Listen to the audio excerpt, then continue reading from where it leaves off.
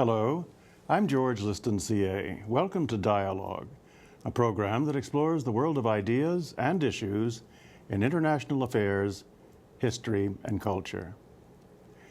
Rami Khouri is one of the most distinguished of journalists writing today on Middle Eastern and global affairs.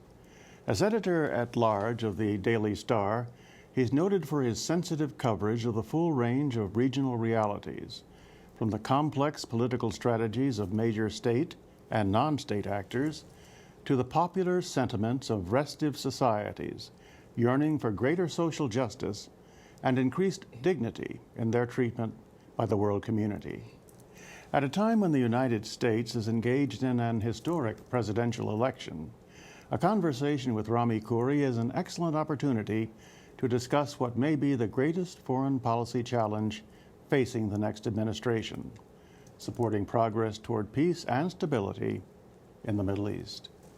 Rami Khouri, welcome to Dialogue. Thank you. I'm glad to be here. As I said in the introduction, it's a great pleasure, indeed an honor, to have you here. And I'd like to start this somewhat wide-ranging conversation with a country where you spend a great deal of time, and that's Lebanon. And it was the scene, as we all know, earlier this year of yet another bout of the internecine violence that plagues Lebanon from time to time, at this time between Hezbollah and the government. Rami, I'd love for you, even briefly, to give us a sense of what's true now in the wake of the agreement that brought the fighting to an end, which I believe was signed in Doha. But we still have an ongoing political struggle for primacy between this somewhat weakened state and this very strong non-state actor.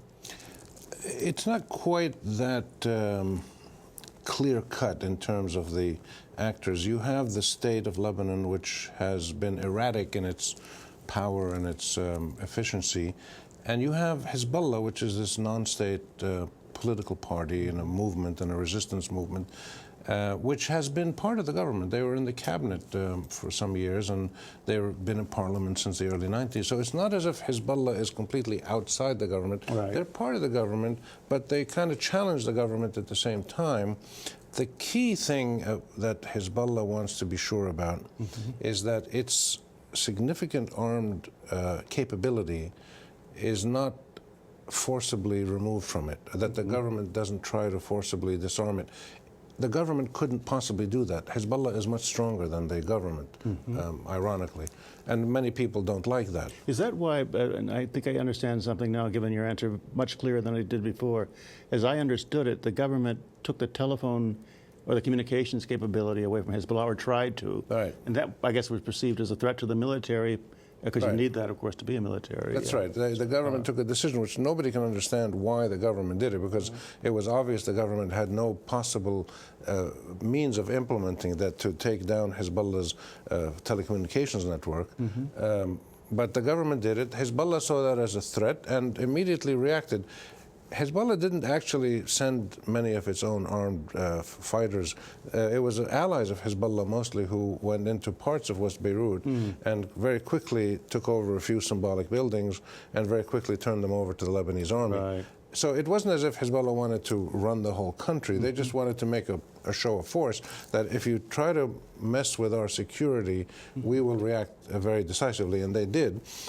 And that created a situation in which the new balance of power within the government structures, the cabinet, the presidency, the parliament, etc., the new balance of power reflected the real balance of power, which was clear on the street and has been clear for many years, that Hezbollah is a major player, that the government cannot make strategic big sticker decisions without Hezbollah's consent, and they needed to form a new government in which both sides had power, but also in which both sides had veto on major issues. So that's what you have now. You have this government with Hezbollah has 11 of the 30 seats. In fact, Hezbollah only named one of its people to a cabinet post. One of those 11 seats Hezbollah named its person. The other 10 were allies of Hezbollah, including some Christian groups as well. So you have this system now where the big issues related to local power sharing have been resolved. There's a president who's been elected, the cabinet has been named, the parliament is back in session. What hasn't been solved are the underlying issues. The status of Hezbollah as the most powerful group in the country with its own armaments, the relationship of Hezbollah to outside powers like Iran and Syria, that causes a lot of suspicion in Lebanon. The relationship of the government majority, the Senora government majority, their relationship with the United States. So these are the big external issues that haven't been resolved, and they impact on the internal. Facing those external issues, and with Hezbollah integrated to the extent that you've described it in the government as it is, and Hezbollah having demonstrated this formidable military power, and also I understand it has a social presence in terms of helping communities that is also quite substantial. But I guess the question then, Rami, is that in the light of all of this and with the unanswered outstanding questions, has Hezbollah demonstrated the political skill, as a political organization? Is it becoming as sophisticated and as adept, as skillful in those dialogues as it has proven itself to be in the other realms of its activity? The answer, as often is the case with Hezbollah, is yes and no. Yes, it has proven tremendous skill in being able to become not only the most powerful political group in Lebanon, but probably the only really serious, legitimate political party in the entire Arab world. I would go that far. In that they function like a political party. They have a membership, they have services, they're disciplined, they have a strategy, they have goals, they work to implement them. They work they have an ideology, they make deals, they do all the things that a successful party should do. They raise money, they make alliances. So they're very successful at being what they are. And the reason they're successful at that is because of the fact that they provide, as you said, a range of services. The military resistance to the Israeli occupation clearly is a huge element in their credibility. And they were successful. They drove the Israelis out of South Lebanon in 2000. And most of South Lebanon, there's still a couple of bits. Right. And then they also fought Israel to a draw in the 2006 war, which no Arab army had ever been able to do. So they've proven their military capabilities, their will to fight, and the proficiency of their ability to fight. They've done that very well at the military level, but they also do so many other things that give them credibility. They provide tremendous social services, welfare services. They are an example of efficient, non-corrupt government. Non-corrupt. Non-corrupt, efficient. They're very in tune with their people. They're very accountable. They're very sensitive to their grassroots sentiments. They are part of a Lebanese Shiite revival movement that since the late 60s until today has taken a community that was very downtrodden, subjugated, marginalized, taken advantage of, abused in many ways, and made them the most powerful community in Lebanon. A tremendous story of community empowerment. They have tremendous popular support. Right, among the Shiites especially. Obviously, they have some other support, but their community is basically the Shiites, which is the biggest single community now probably in Lebanon. And also there's they do what? They support the Palestinians. They resist American pressures. They do a lot of things. It's that combination that makes them credible.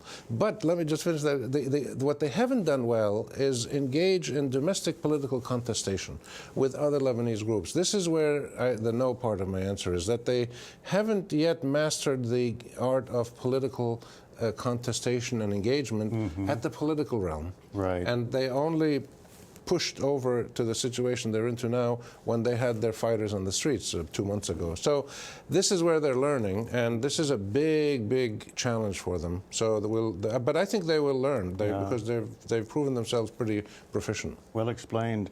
When you mention this formidable appeal they have, and you're very, very helpful with the reasons for it, their success. I mean, it's a fruit of their success, and it's particularly appealing to the Shiite community. And that's particularly significant to me because in thinking about this question, Rami, thinking about Lebanon, it occurred to me, almost obviously, that Lebanon has been at war often and bloodily, at least 3 times in my lifetime. Major times. And I began to think, and I suppose this is the question, is it the same war all the time, Rami? Is it a continuum of populations trying to redefine the political reality to coincide with the demographic reality of the country, the rise of the Shiites as a group having been perhaps ignored or denied all this time? It's very much that. It's the, well, there's two things. I think the structure of Lebanon is a little bit unusual because it was carved out by the French in after World War I.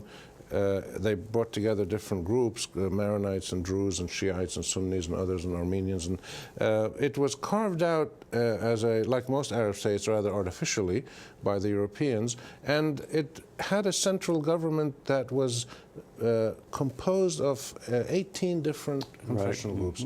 And they share power according to a formula that they've worked out over the years. Everybody gets their seats in parliament, members of the bureaucracy, generals in the army. It's all split up according to this formula. That has given this central state a certain weakness because the central state has never been able to deliver fully the services that its people need, partly because the Arab-Israeli conflict has kept the central government and its armed forces relatively weak. Whether this is by decision of foreign powers or not, history will tell us. So if the central government is weak, people have turned to other forces for their services, for their protection, for their identity. And this is why you have these strong groups. So you have all these Christian groups, Sunni groups, Armenian, Druze, Shiite, etc. And Hezbollah emerged because of the occupation of the south by the Israelis after 1982. Hezbollah emerged very strong as a resistance movement and also then expanded into these other roles. So it's the combination of this rather strange, unusual system of national configuration with the shifting demographic power, so that the Shiites now are probably the single biggest group, maybe 40%. The Sunnis are next, and then the Christians. In the 30s and 40s, when Lebanon was born, the Maronites, the Christians, were the biggest group. Therefore, they had the most power. So evolving constantly adjusting to new demographic balances has been one of Lebanon's challenges. The other problem is that all these groups are linked to external parties. Exactly. So I want to bring the external parties into it. For the very reasons you've just stated, Rami, it occurred to me that the real challenge, in one word, for the Lebanese government is to build a sense of statehood that provides equal notions of citizenship to all of its people, regardless of their sex. I mean, it's something about the notion of what it means to be Lebanese as a citizen. Is that really at the core of what? I think that's correct. That's absolutely right. It's the idea of having a legitimate state, the legitimacy of statehood based on the efficacy of the services that a state delivers, security, education, etc., opportunity, based on the service delivery, but also based on the concept of citizenship that is sensible, that makes sense to the citizens, that people feel that they're treated equally, they're treated decently, they have equal opportunity. Those two elements have to come together to create a stable, satisfying country. To be fair to Lebanon, this is a challenge that almost every Arab country has faced. I was going to ask that very question. Is this a regional It's challenge a regional problem. as well? It's a regional problem. It's hidden in other countries because you have top-heavy, security-dominated, sometimes police state-type arrangements, very autocratic governments in most cases, where these kinds of tensions are not allowed to surface. In Lebanon, they come to the surface. So, to their credit, the Lebanese at least deal with these issues openly. Sometimes they fight, and sometimes they have stalemate. But the nature of the challenge for a coherent, stable state and satisfied citizens in Lebanon is the same challenge that almost every Arab country faces. And I don't want to become too much of a Pollyanna, Rami. I'm sure you'll stop me if I do, but it occurs to me that these outside actors that you've mentioned, and they are prominent in terms of Lebanon. Lebanon's been supported to some extent, cursed perhaps also by those who are trying to define its fate from the outside, not least of which the United States and Iran. And it struck me there might be an irony here, that if you could achieve this notion of citizenship and stability, that the U.S., with its support for the government coalition, so to speak, and Iran, which has been obviously a strong supporter of Hezbollah, would have an equal vested interest in the stability of the country. I mean, odd fellows to begin with, but there could be this ironic I think dialogue. You're right. I've said recently that after the Doha Accord, the new Lebanese government that was going to come into being, which has just now come into being recently, is going to be the first Iranian-American joint venture in Arab governance. In other words, yeah. In other words, it's not a deliberate. It's not the Americans and Iranians didn't sit down, but you've got Hezbollah and its allies who are close to Iran, and you've got two-thirds of the government who are close to the U.S., but they're partners in the same government. And this is a reality which I think is very important because it tells you two things. A, external support, external interference is a very important part of Lebanon. At the same time, what the local people decide to do has to be accepted by the external parties. The U.S. would not normally want its allies and friends in Lebanon to share government with Syrian and Iranian allies, but they have to. Well, the U.S. has to do this because the locals they know they have to do. They want to live together, so the U.S. and Iran have to go along with it. That's so rich. Let me jump right in on it because you say it tells us the two things you mentioned. It also suggests to me the question I'm going to pose to you right now. Does it also tell us something about the limits of U.S. foreign power in the Middle East? In other words, recognizing that to do business in the future, you're not going to be able to perhaps impose the same kind of presence you did in the past, that you have to accept the power of regional countries and perhaps the mediating abilities of other countries in the region to bring about settlements. Yes, absolutely. The limits of American power have become very clear in the last, I would say, 2 years in Palestine, in Iraq, in Lebanon, in Syria, in Iran, everywhere that the U.S. has been pressuring, threatening, cajoling, sanctioning, attacking, sending warships. Every place the U.S. has done that, it has been rebuffed. It has been met with a strong local resistance leading to a stalemate. But to be fair to the U.S., the same thing has happened on the other side. Everywhere that people like the Syrians and the Iranians and others have pushed, again, militarily, politically, diplomatically, helped their allies. Everywhere they've pushed, the U.S. and its allies have pushed back. Right. So what you have is a stalemate all over the region. If you see it in Palestine with Hamas and Fatah, in Lebanon, in Iraq, the U.S. pressuring the Syrians, the Iranians.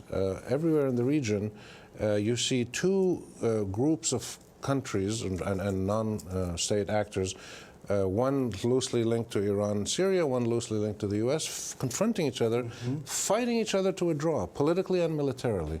And there is a draw, there's a stalemate, which I think is one of the reasons why we see now in the region, in the Middle East, a much more clear tendency to explore diplomatic solutions to military solutions. You've got the Israelis, for instance. The U.S. has been telling Israel consistently for the last couple of years, don't talk to the Syrians, don't negotiate with Hamas, don't negotiate with Hezbollah.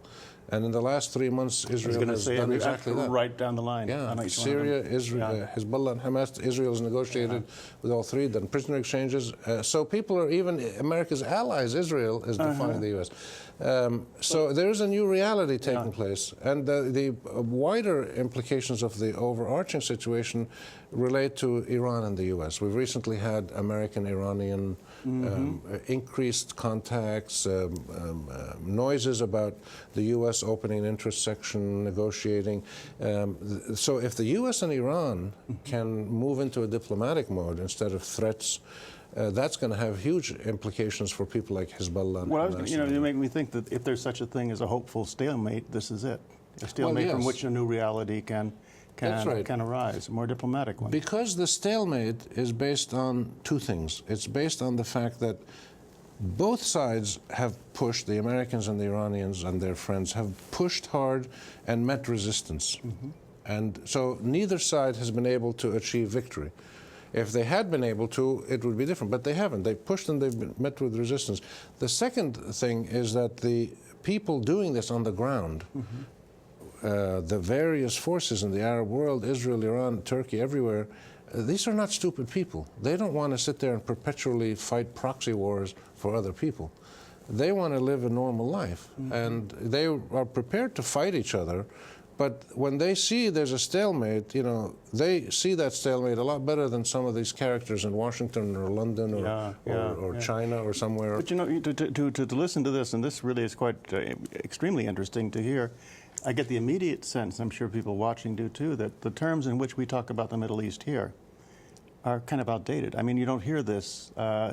it makes me wonder if not just our dialogue, but our thinking, our understanding of the region has caught up with the reality. To cite one example, in terms of popular attitudes, do we, in your opinion, here sufficiently understand the mood of the people of Lebanon and elsewhere in the region, the populist, sometimes called defiant populism of the region, or do we simply misinterpret it as kind of unfocused anger that we can't rationally deal with? Yeah, again, you're very correct. You don't need to interview me.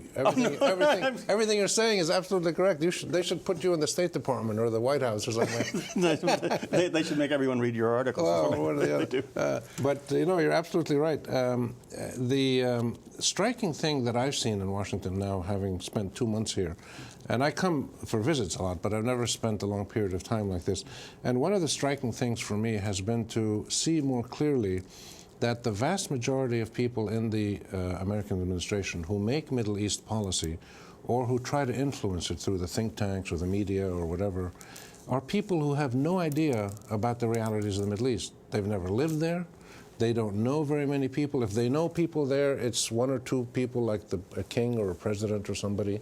They're mostly driven by ideological zealotry. They're heavily influenced by lobbies and interest groups. They are driven predominantly by a combination of ignorance and anger, which is a terrible way to make policy. And of course, all of this took a terrible turn in the wrong direction after 9/11, which created this trauma and this need for revenge. And therefore, we have the kind of policy now that I think in the U.S. is an unproductive policy. It's the U.S. policy in the Middle East. In almost everything the United States has tried to do in the Middle East, it has failed. In virtually every single thing it has tried in the last 6 or 7 years, it has failed. And this is why now it's coming to terms with the realities that it sees around it and is becoming, I think, a little bit more rational. At the same time, the vast majority of people in the Middle East like the United States. They like the American people. They like the values. They like the Cracker Jacks. They like the music. They like the schools, the health care. They like a lot about the U.S., its values. They want to be friends with the U.S. So this is the opportunity for the next administration. I want to quiz you on that opportunity, because it strikes me you've made the point, and some of your colleagues have as well, that it's not the values of the U.S. that they are objecting to when there is objection, but the actions. It's a question of the concrete actions, policies. Yeah. So if we were to turn that around, Rami, and building on what you've just said, and if you were to put on your, use your magic wand, then what would you advise about turning American policy for the next administration, whatever it is, in a more positive direction? What could the U.S. role be? Should it be, I guess I should put. I think, first of all, to be consistent. Consistency is probably the #1 policy recommendation I would give the U.S. or anybody else. The biggest criticism of the U.S., not just in the Middle East, but if you go around the world, the biggest criticism is that the U.S. is hypocritical, acts according to double standards, and is not consistent, is not fair. So being consistent, in other words, if you're going to marshal an army to implement UN resolutions in Iraq or in Kuwait or somewhere else, and you ignore UN resolutions that have to do with the Israeli occupation of the West Bank or something like that, that kind of inconsistency is something that people in the region won't put up with. They're now fighting back and resisting it all over the region. So being consistent and being law-abiding, I think, is critical. The second thing I would say is the United States should treat all the people of the region with equal weight. In other words, Israeli interests, Palestinian interests, Turkish, Iranian, Arab, they all have equal weight. In that connection, what's the meaning of the word dignity, about which I've heard so much in terms of a felt need and in terms of Arab populations feeling they're not getting it? Right. Dignity is a very powerful concept, and it's something that drives a lot of people, including these big Islamist movements, the Muslim Brothers, Hezbollah, and Hamas. It means that people are treated like human beings, that it doesn't mean that they are powerful, but it means that they're treated like human beings, that their opinions are taken into consideration, and that they are treated equally like other human beings. So if UN resolutions matter, if the international conventions, if the rule of law, if democracy matters in Kuwait and Iraq and Afghanistan, it should matter in Palestine when Hamas wins an election. You can't have double standards and expect people to bow down to you. What has happened is the combination of policies by many autocratic Arab regimes, the Israeli occupation and policies with the Arabs, and the American policies, that combination has driven huge numbers of people in the Arab world, and not just the Arab world, but also Iran and Turkey, to push back against the United States and some of the Arab regimes and Israel and now the Europeans even. So what you have, the single most important thing the U.S. should understand in formulating policies or changing policies is the single most important thing that's happened in my lifetime in the Middle East, in the Arab world, and the whole Middle East, is the fact that large numbers of people, probably 300 out of the 500 million people in the Middle East, no longer are willing to be docile and acquiescent in the kinds of subjugations and double standards and problems that they've suffered. When you mention that kind of demographic profile and those numbers, you make me think, Rami, you're talking about the young people. Absolutely. And this is what you're getting. You're getting large numbers of people who are no longer willing to take the abuse that they've been subjected to and are trying to fight back mostly peacefully and democratically if they can, to regain that sense of dignity in their lives that they define by living in a secure environment, being able to have an accountable government, being treated decently, not being subjected to foreign military occupations and threats and this and that.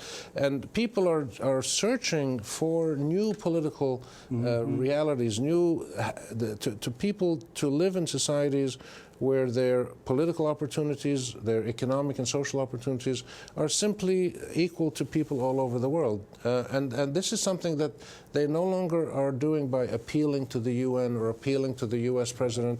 They're now taking matters into their own hands. Rami Khouri, I want to thank you immensely for being here today. I introduced you as a journalist. You're clearly much more. That's a fine thing, but you're much more than that as well. Obviously a great thinker and someone whose insights help us a lot. Thank you, Rami, and please come back. Thank you for having me. My pleasure. And that's our program. We appreciate your comments, and you can reach us at dialogue@wilsoncenter.org. I'm George Liston, CA, and you've been watching Dialogue, a co-production of the Woodrow Wilson International Center for Scholars and MHZ Networks. Dialogue is also on the MHZ Worldview channel, which is available to public TV stations nationwide. For more information, go to www.mhznetworks.org. Please join us again right here next week, and thank you for watching this week. And Rami, thank you. You're magnificent. Thank you. I knew it was going to be good. The Art of Conversation, Dialogue at the Woodrow Wilson Center features 20 years of dialogue, distributed by the Johns Hopkins University Press, www.press.jhu.edu.